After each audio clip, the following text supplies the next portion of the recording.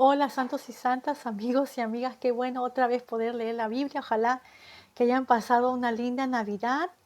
Ojalá es con sus familias o con sus amigos, o quizás estaban sin compañía, ¿no? Pero si ya creen en Jesús y han recibido su salvación, amigos, no están solos, no estamos solos, ¿no?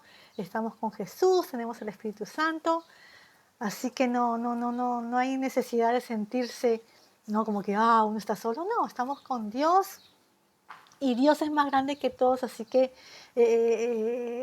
tenemos más compañía estando con Jesús que estando con 100 personas, ¿no? Porque Jesús es más grande que todos. Así que vamos a seguir leyendo Lucas 4:14. Y Jesús volvió a Galilea lleno del poder del Espíritu, y su fama se difundió por toda la región. Enseñaba en las sinagogas y era alabado por todos. Y Jesús fue a Nazaret, donde se había criado, y conforme a su costumbre, el día sábado fue a la sinagoga y se levantó a leer.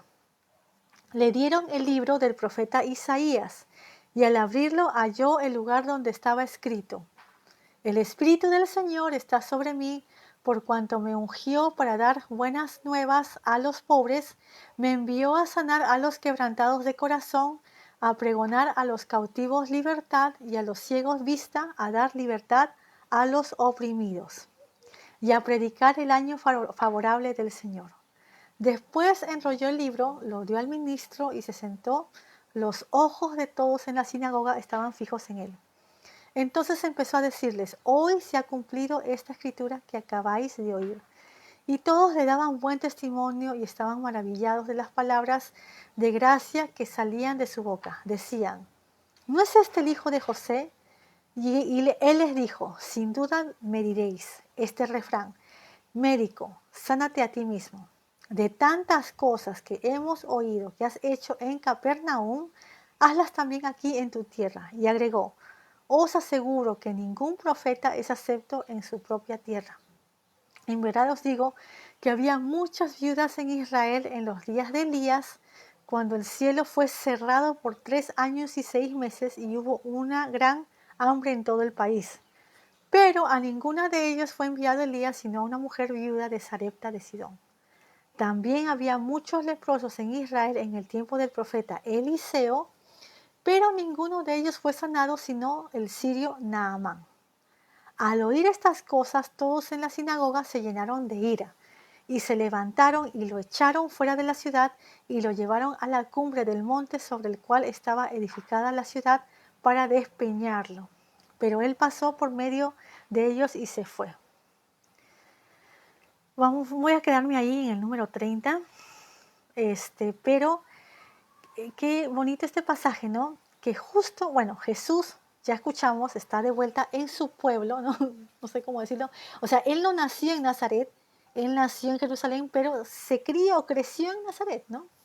Ahora, Nazaret es hasta ahora obviamente existe, pero es un lugar aislado, es un lugar, es un pueblo, una ciudad que está encima de una colina. Entonces, eh, está como que de un lado hay como un abismo, o sea, es un lugar súper aislado, no es fácil ir de ahí y no es fácil salir de ahí, porque está arriba y por un lado, no sé qué lado, hay un abismo. Entonces, es un lugar aislado, remoto, ¿no? De Israel. Entonces, él está ahí, regresó ahí y fue a la sinagoga, leyó justo una lectura del libro de Isaías que dice esto. Ya lo leímos, pero es importante, fíjate, me perdí acá un poquito. No, el Espíritu del Señor está sobre mí. ¿Qué pasa? Esta es una profecía. ¿Vieron cómo al final de esta profecía dice: a predicar el año favorable del Señor? ¿Se acuerdan que hace poquito estábamos en Levítico y hablamos del año del jubileo? Que el año jubileo era cada 50 años, todos los siervos de Israel se volvían libres automáticamente y todas las deudas desaparecían. Todas las deudas desaparecían, la gente volvía a si había vendido sus casas por pobreza o por deudas, volvían a su casa las familias originales, ¿no? Entonces, en este caso, Isaías, Dios está dando un año de libertad. ¿Con quién? Con el Salvador. ¿Por qué? Porque el Salvador, amigos, Jesús, ¿qué hace? Él paga todas nuestras deudas. paga por todos nuestros pecados. Él va a pagar por todos nuestros pecados. Y el Mesías nos da libertad. ¿Libertad de qué? Libertad de nuestros pecados. Entonces, es súper significativo, ¿no? Esta profecía de Isaías es del Mesías. Ahora, es una profecía que es larga, pero Jesús, al venir la primera vez ahí, cumplió una parte, y la demás, porque esta profecía sigue todavía, se va a cumplir en su segunda venida, ¿no? Entonces, él leyó algo que ya se está cumpliendo, una profecía, imagínense, una profecía de Dios que se está cumpliendo, que se ha cumplido. Y al final dijo, ¿qué dijo? Hoy se ha cumplido esta escritura que acabáis de oír. Como que, wow, todo el mundo le miraba. Entonces, voy a leer esta partecita, dice, y todos le daban buen testimonio, ¿ok? Entonces parecía, ¿no? Que estaban empezando a creer en él, ¿no? Todos le daban pues testimonio y estaban maravillados de las palabras de gracia que salían de su boca, pero de ahí decían, ¿no es este el hijo de José? Entonces, ¿qué quiere decir esto? O sea, quizás no esté tan obvio, pero cuando ya dicen, ¿no es este el hijo de José? Ahí ya quiere decir, amigos, que ellos no creen, no están creyendo en él. O sea, le escuchan que él habla con gracia, con sabiduría, y han escuchado sus milagros, y él encima les está diciendo en su cara pelada que esa profecía se está cumpliendo con él. La profecía de Isaías, que es la profecía del Mesías, que profecías del Mesías hay bastantes en el Antiguo Testamento, pero es una profecía importante. Les está diciendo, pero no creen. Amigos, no creen, esto es algo serio. ¿Por qué? Porque sin Jesús no hay salvación. Si esta gente no cree en Jesús, no va a ser salva, no se va a ir al cielo, no va a estar en la presencia de Dios. Ellos saben eso, saben las consecuencias de no creer, pero no creen, ¿no? Entonces, ¿qué pasó? ¿Jesús acaso dijo, no está bien, yo vuelvo la próxima vez? No, no dijo eso. No dijo que está bien, está bien, no hay problema. No, porque ya al no creer están cavando la muerte para ellos, están cavando la muerte eterna, una cosa así, ¿no? Sin salvación, ¿cómo? ¿No? Entonces Jesús les dijo, sin duda, y les va a decir de manera buena, pero le va a decir cosas duras, porque así es Jesús. Jesús dice las cosas como son. Y más en este caso que no están creyendo. Entonces, él no dice, no está bien. Él no está diciendo, está bien, yo vengo a la próxima. No. Si ellos tienen a su Salvador ahí, a su Mesías ahí, ellos tenían que haberlo recibido y reconocido y creído en él. Entonces, lo que está pasando aquí es muy serio. No están creyendo, están rechazando a Jesús. Entonces, Jesús, ¿qué les dice? Le dijo, sin duda me diréis este refrán, médico, sánate a ti mismo de tantas cosas que hemos oído que has hecho en Capernaum. Hazlas también aquí en tu tierra. Pero ¿qué pasa? Ahí sabemos, por los otros evangelios, que ahí no hizo muchos milagros porque no creían en él. Y agregó, os aseguro que ningún profeta es acepto en su propia tierra. En verdad os digo que había muchas viudas en Israel en los días de Elías, cuando el cielo fue cerrado por 3 años y 6 meses y hubo una gran hambre en todo el país. Pero a ninguna de ellas fue enviado Elías, sino a una mujer viuda de Sarepta de Sidón. Entonces, ¿qué está diciendo con esta historia? Ahora, lo de Elías ha pasado mucho antes, cientos de años atrás.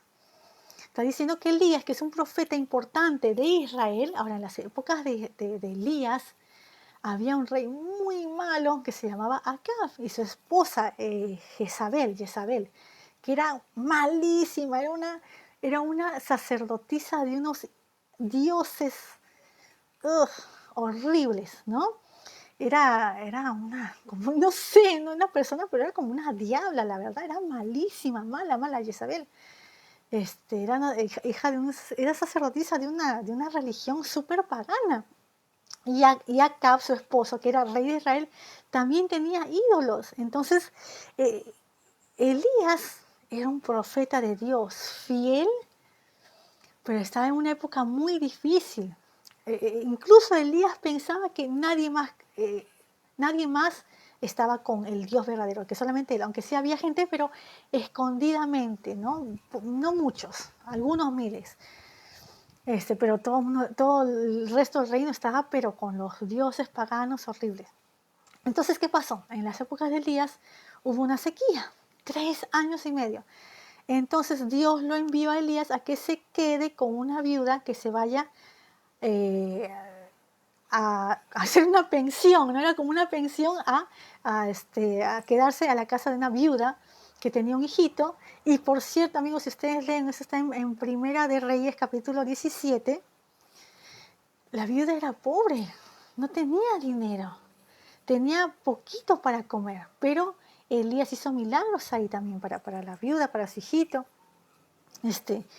Pero ¿qué está queriendo decir aquí Jesús, amigo? Que la viuda, que una extranjera, una gentil, que ellos, ay, como que los gentiles, como que no, o sea, porque ellos, Israel pues tiene un pacto con Dios, ¿no? Y los gentiles no. Pero esta gentil viuda de Sidón creía más, tenía más fe que la gente de Israel, que toda la gente de Israel, ¿no? Eso es lo que está queriendo decir Jesús, que la viuda creía en las cosas de Dios, pero la gente de Israel no cree nada, ¿no? Y después Jesús pone este ejemplo, ¿no? También había muchos leprosos en Israel en el tiempo del profeta Eliseo, pero ninguno de ellos fue sanado sino el sirio Naamán. ¿Qué está diciendo? Que en Israel, siendo Israel, teniendo el pacto con Dios y todo, no había fe y no creían en las cosas, en Dios, en las cosas, en sus milagros. No había fe, pero Naamán, un sirio, otro extranjero, fue sanado, ¿no? Siendo extranjero, tenía más fe y creía en las cosas de Dios más que todo Israel. Entonces, obviamente, la gente aquí de la sinagoga de Nazaret se va a enojar muchísimo. Jesús está diciendo, los extranjeros, siendo extranjeros que no tienen un pacto con Dios, tienen más fe que la misma gente de Israel. Eso es lo que le está diciendo Jesús. Que los extranjeros que no tienen ningún pacto con Dios creen más en Dios que los mismos de Israel que tienen ahí en Nazaret, que tienen a Dios enfrente de ellos, hablándoles y haciendo milagros, no creen en Él. Entonces, eso es lo que le está diciendo Jesús. Entonces, obviamente, la gente de Nazaret se va a enojar muchísimo y lo tratan de matar, lo sacan de la sinagoga, lo empujan de tal manera que lo llevan a un abismo para que se despeñe y se mate, pero Jesús milagrosamente pasó en medio de ellos y se fue, ¿no? Pero qué episodio tan duro, triste. No creen en Él. ¿Qué salvación van a tener? No hay salvación para ellos. Ojalá que se hayan arrepentido después y que hayan creído, ¿no? Pero si no se han arrepentido y no han creído, pues no hay salvación para ellos, ¿no? Entonces es algo serio, es algo muy serio. Bueno, Dios salvó a Jesús en este caso y ya, bueno, seguimos mañana.